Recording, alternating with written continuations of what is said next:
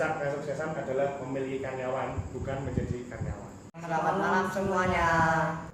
Perkenalkan, nama saya Ilham. Dan nama saya Jaya. Di video kali ini kita akan mewawancarai seorang yang berprofesi sebagai koki.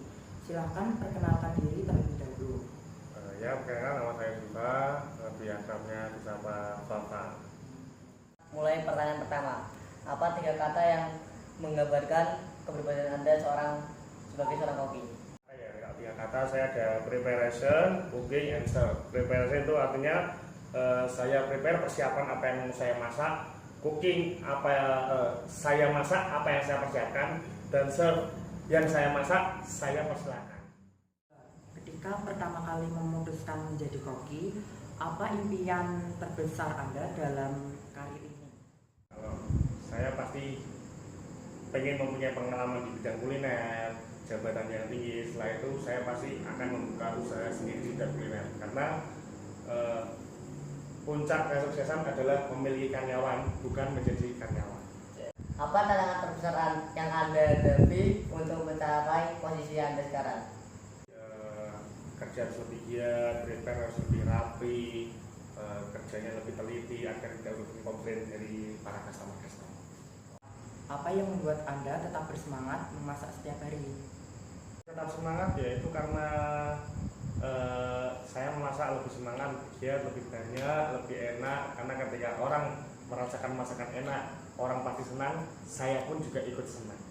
Kebiasaan apa yang menurut Anda paling membantu dalam meningkatkan keterampilan masak Anda?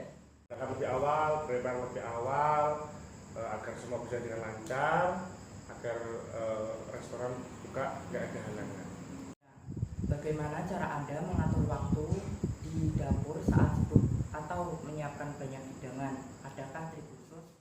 Itu lebih mensinkronkan antara indera perasa, peraba, penglihatan, pendengaran, apa yang diucapkan oleh chef, head chef ya, dia mengatakan orderan apa, kita harus prepare apa, tangan juga main, pendengaran main, mata main, kita merasakan apakah rasanya sudah pas, apakah sudah pas, kita keluarkan, berjalan dengan lancar. Siapa sumber inspirasi utama Anda dalam memasak dan menciptakan hidangan? Inspirasi pertama saya pasti dari ibu saya, karena saya bisa masak, saya belajar dari ibu saya yang pertama. Yang kedua pasti dari guru-guru saya ketika saya kuliah memasak. Terus yang saya idolakan pertama orang tua saya pasti.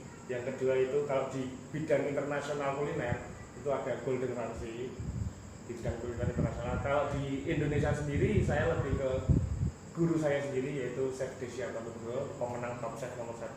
Dia dulu dosen saya. Apa pengalaman gagal paling efektif dan pelajaran yang Anda dapatkan yang membantu Anda menjadi koki menjadi lebih baik? Gagal pasti karena kena komplain dari customer ya. Saya kena komplain dari customer.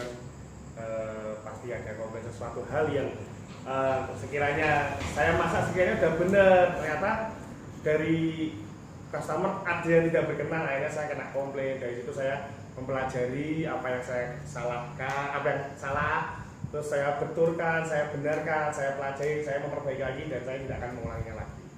Faktor-faktor utama apa yang berkontribusi pada kesuksesan Anda sebagai seorang chef? Faktor pertama pasti yang menunjang yaitu alat ya. Alat utama itu seperti pisau, terus seperti teflon, dan yang paling utama lagi adalah niat niat untuk bekerja dan niat untuk belajar. Itu faktor pertama. Kalau kamu sudah punya niat, sudah mau belajar, kamu punya alat-alatnya, masak berjalan dengan lancar. Nasihat apa yang akan Anda berikan kepada diri Anda sendiri saat memulai karir sebagai koki berdasarkan pengalaman Anda? Sebisa mungkin lebih tertib, lebih kooperatif, jadi lebih giat mau belajar. Jadi supaya kita itu bisa mendapatkan kesuksesan di bidang kuliner yang kita inginkan.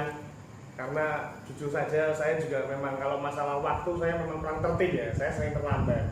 Cuman ya saya pasti akan memperbaiki lagi supaya bisa gak terlambat, karena waktu itu sangat penting, time is money, seperti itu. Terima kasih atas waktunya oleh Bapak. Sama-sama buat Mas Jaya dan Mas Ilham, buat teman-teman semuanya yang menonton.